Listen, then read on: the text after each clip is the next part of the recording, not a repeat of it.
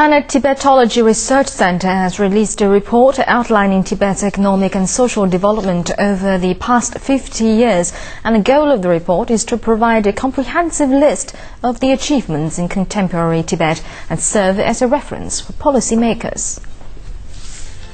The six-part report begins with the summary of Tibet's current economic situation. In 2008, Tibet's GDP exceeded 39 billion yuan, compared to 174 million 50 years ago. Its per capita GDP in 2008 was estimated at over 13,800 yuan. Although still lower than the national average, it's a giant leap from 142 yuan in 1959. In 2008, the value of Tibet's primary industries exceeded 6 billion yuan, accounting for just over 15% of its GDP. The added value of the manufacturing industry reached nearly 11.6 billion yuan, accounting for about 29% of the GDP. Industries such as IT, tourism, and services have become Tibet's pillar industries. In 2008, the added value of those industries in Tibet reached nearly 22 billion yuan, accounting for over 55.5% of the GDP.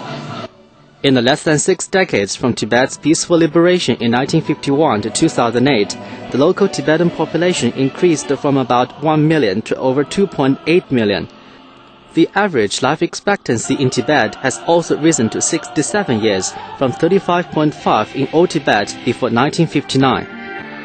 Before the democratic reform, education was monopolized by monasteries and more than 95% of Tibetans were illiterate.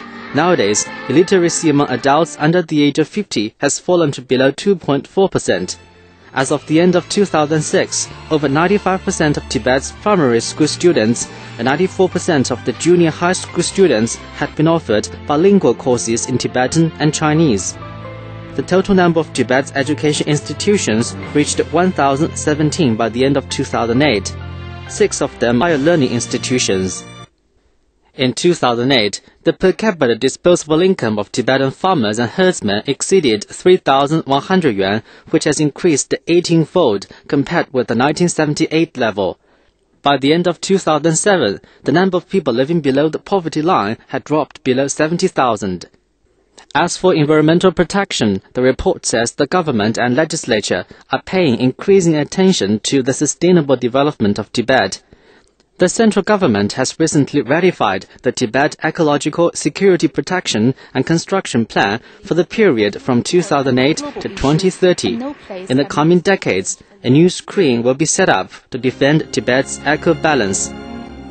In line with Tibet's 11th five-year plan from 2006 to 2010, the central government will invest over 77 billion yuan to build 180 projects in Tibet. These projects will help sustain the steady economic development in Tibet.